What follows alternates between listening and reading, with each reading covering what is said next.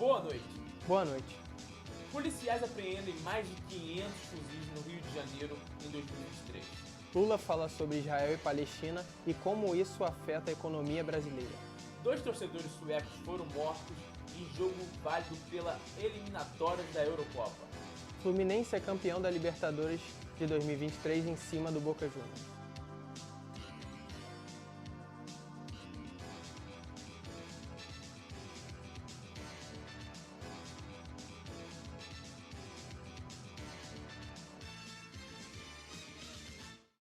Policiais apreenderam mais de 500 fuzis em 2023. Apenas nessa semana foram recuperados 60 fuzis, sendo 47 em mansão na Barra da Tijuca, zona oeste do Rio de Janeiro. Segundo os policiais, essas armas seriam vendidas para traficantes e milicianos da favela da Rocinha. Policiais afirmam que esse recorde de apreensão, sem dúvida nenhuma, traduz primeiro o aumento do volume de armas disponíveis, fruto da intensificação dessa disputa territorial do Rio de Janeiro. E segundo, traduz também o esforço das forças de segurança pública do estado do Rio de Janeiro em tentar controlar essa disputa frenética por território na capital fluminense. O presidente Luiz Inácio Lula da Silva conversou por telefone neste sábado com o presidente do Egito, Abdel Fattah al-Sisi. Lula pediu a retirada de brasileiros da faixa de Gaza. A faixa de Gaza é um território de ocupação palestina entre o Egito e Israel.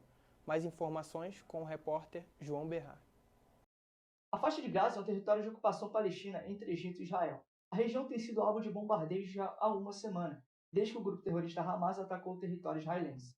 Brasileiros que estão em Gaza procuraram o governo Lula para pedir ajuda para escapar da guerra e voltar para o Brasil. O governo brasileiro e a embaixada no Brasil na Cisjordânia, região contígua a Gaza, montaram uma operação para o regresso do grupo. O presidente Lula informou que assim que os brasileiros cruzarem a passagem de Rafah, serão acompanhados pela embaixada do Brasil no Egito, até o aeroporto de Arish, onde embarcarão imediatamente em uma aeronave da Força Aérea Brasileira em destino ao Brasil. 8 em cada 10 brasileiros temem que a guerra entre Israel e o grupo terrorista Hamas tenha impacto negativo sobre a economia brasileira. Essa estatística é feita pelo Instituto de Pesquisas Sociais, Políticas e Econômicas, IPESP, para a Federação Brasileira de Bancos. Em meio a este cenário, caiu o otimismo do brasileiro com a economia. 56% esperam que o cenário melhore até o final do ano, contra 59% no levantamento anterior, realizado em setembro. Outros 24% esperam que fique igual, contra 20% em setembro, e 17% acreditam que vai piorar. O IPESP também aponta que 48% dos brasileiros já acreditam que o Brasil está melhor neste ano que em 2022. Em estabilidade em relação a setembro, os outros 30% acreditam que está igual e 20% que piorou desde então. A pesquisa foi feita entre os dias 12 e 16 de outubro, com 2.000 entrevistados. O jogo entre Bélgica e Suécia em Bruxelas pelas eliminatórias da Eurocopa foi suspenso no intervalo, por questões de segurança. 2 torcedores suecos foram baleados e mortos a 6 quilômetros do estádio Rei Balduino, na capital belga. Segundo informações da imprensa europeia, os jogadores das 2 seleções decidiram não retornar a campo depois de saberem do incidente. Em um vídeo divulgado nas redes sociais, um homem chamado Abdel Salem al-Guiliani, que se apresentou como um membro da organização terrorista de Estado Islâmico, afirmou ser o autor dos disparos. Ele citou a nacionalidade sueca das vítimas em sua publicação. A possível ligação do assassinato com o Estado Islâmico fez a Bélgica aumentar em nível máximo seu alerta contra o terrorismo. O governo do país reitera que até o momento o ataque não parece estar envolvido com o conflito entre Israel e Hamas. Situações no meio ambiente vêm afetando moradores em todo o Brasil. O repórter Felipe Rocha apurou 2 das principais preocupações. Santa Catarina completa nesta sexta-feira 10 dias de fortes impactos causados pelas chuvas, que se iniciaram na última quarta-feira no estado. Entre eles, as enchentes no Vale do Itajaí, que chegaram a suspender a Oktoberfest Blumenau e deixaram Taió embaixo d'água. Segundo a Defesa Civil do Estado, 112 municípios decretaram a situação de total emergência pelas chuvas. O número equivale a quase 40% do total de cidades catarinenses. Até o último relatório do órgão, emitido na noite de quinta-feira, 142 municípios haviam registrado ocorrências relacionadas às chuvas no estado. São contabilizados registros de chuvas intensas, alagamentos, deslizamentos e granizo que atingiram residências, estradas e centros urbanos. Órgãos públicos de ambos os estados indicaram não se deslocar pelas regiões mais afetadas pelas chuvas. O rastro de destruição deixado pelas chuvas intensas, enxurradas e enchentes que castigaram a capital na última semana é visível nesta segunda-feira, enquanto moradores se esforçam para limpar e organizar o que restou. Ruas mostram imóveis amontoados nas ruas destruídos e o que sobrou das casas arrastadas ou inundadas pelas cheias cobertas de lama. Em uma das fotos que é possível ver apenas a parede e a porta de entrada de uma residência de pé. O restante dela foi levado pela correnteza. As chuvas causaram um grande impacto no município de Santa Catarina e deixou a cidade em estágio de atenção. As ruas ficaram totalmente alagadas e a água chegou até a invadir a casa dos moradores. Portas ficaram inundadas e impossibilitou as pessoas de saírem e entrarem de suas casas. Outros locais que também foram danificados por causa da chegada da água foram o mercado e o Banco do Brasil. O bilionário Elon Musk quer implantar chips em pessoas com paralisia cerebral para que elas possam controlar objetos com pensamento. Por meio de sua startup, a Starlink, ele anunciou a abertura das inscrições para pacientes interessados. O futuro vai ser estranho, diz o empreendedor e empresário sul-africano-canadense que é naturalizado estadunidense. Além de tentar tratar condições como cegueira e paralisia, Musk planeja usar o chip da Neuralink para alcançar a telepatia humana, que, segundo ele, ajudaria a humanidade a prevalecer em uma guerra contra a inteligência artificial. Nos últimos 7 anos, a empresa vem desenvolvendo um chip de computador projetado para ser implantado no cérebro, onde monitora as atividades de milhares de neurônios. Oficialmente considerado uma interface cérebro-computador, é uma pequena sonda contendo mais de 3.000 elétrodos ligados a fios flexíveis, mais finos que um fio de cabelo humano. Musk quer conectar o cérebro com computadores para permitir o download de informações e memórias das profundezas da mente, como no filme de ficção científica Matrix, feito em 1999.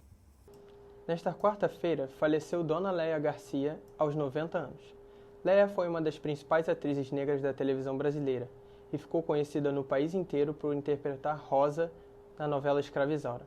Ela também fez sucesso no cinema ao viver Serafina em Orfeu Negro, filme de 1959, dirigido por Marcel Campos.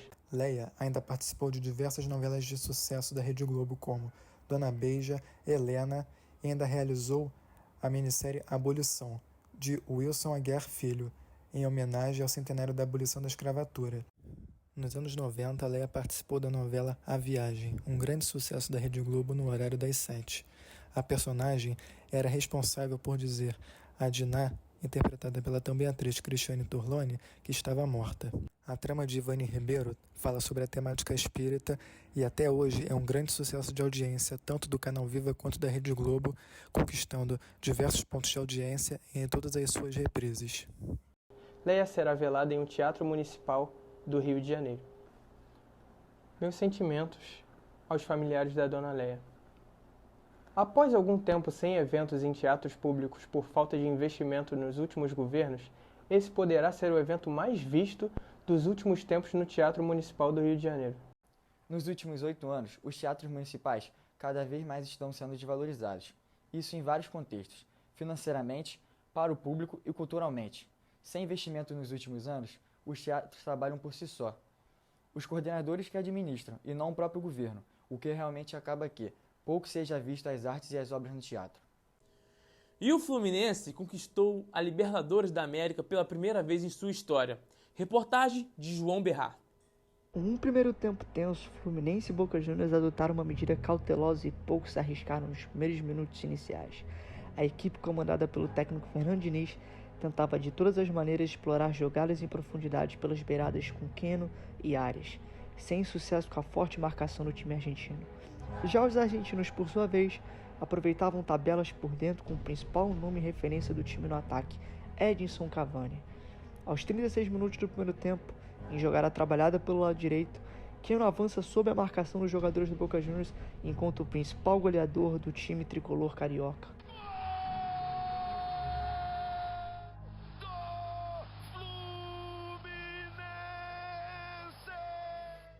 livre na área que só chutou de perna direita, abrindo o placar para o time carioca. Com um segundo tempo sem grandes chances, nenhum dos dois lados se encaminhando para o final da partida, a equipe argentina chegaria ao empate com o gol do principal jogador do time argentino na competição, o peruano Luiz Advíncula.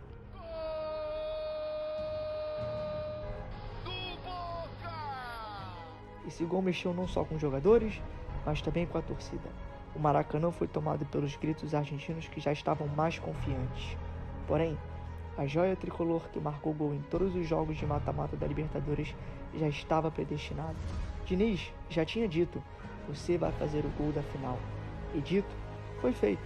Em uma tabela com bola alçada para Keno, mais uma vez ajudando na assistência, o camisa 11 do Fluminense ajeita a bola de cabeça, deixando Kennedy livre para chutar e estufar as redes para o time tricolor, levando o título inédito para casa.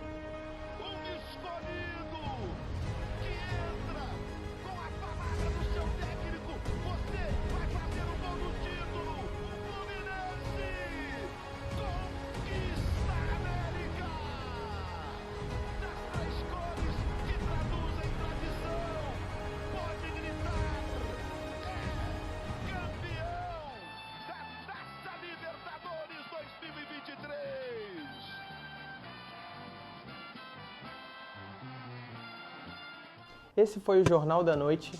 Obrigado, Jonathan. Obrigado, Lucas. Obrigado, audiência. Que vocês tenham uma ótima noite. Boa noite.